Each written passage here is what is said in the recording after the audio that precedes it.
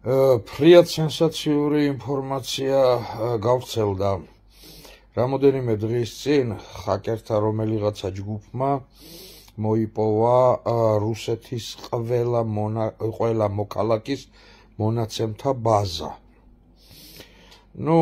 ჰაკერული შეტევის შედეგად ესეთი რაღაცები ხდება, მაგრამ აქ მთავარი რაშია იცით? მოპოვებულია 82 მილიონი მოქალაქის მონაცემთა ბაზა.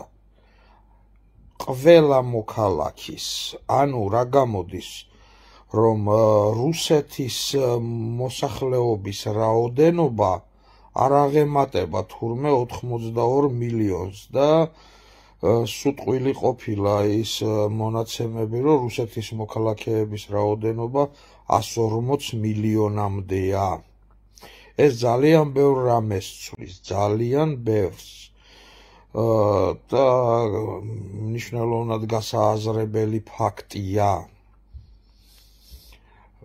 პირველ რიგში რუსეთ-უკრაინის ომთან მიმართებაში.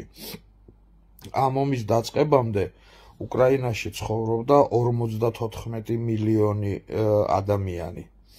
და ითვლებოდა, რომ რუსეთი გაცილებით უფრო დიდი და მრავალრიცხოვანი სახელმწიფოა.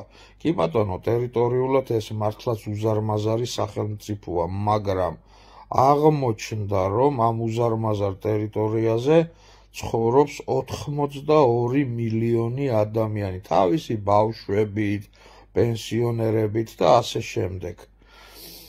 შესაბამისად, ამ ფაქტის შემდეგ ლაპარაკი იმაზე, რომ რუსეთის სამობილიზაციო რესურსი მნიშვნელოვნად აღემატება უკრაინის სამობილიზაციო რესურსს და ეს თითქმის ამოუწურავი რეზერვია, ეს ლეგენდა უკვე დაიმსხვრა. ალბათ ამას უკავშირდებოდა ზუსტად ის სირთულეები, რომელიც პუტინს ჰქონდა მობილიზაციასთან დაკავშირებით. აი ასე.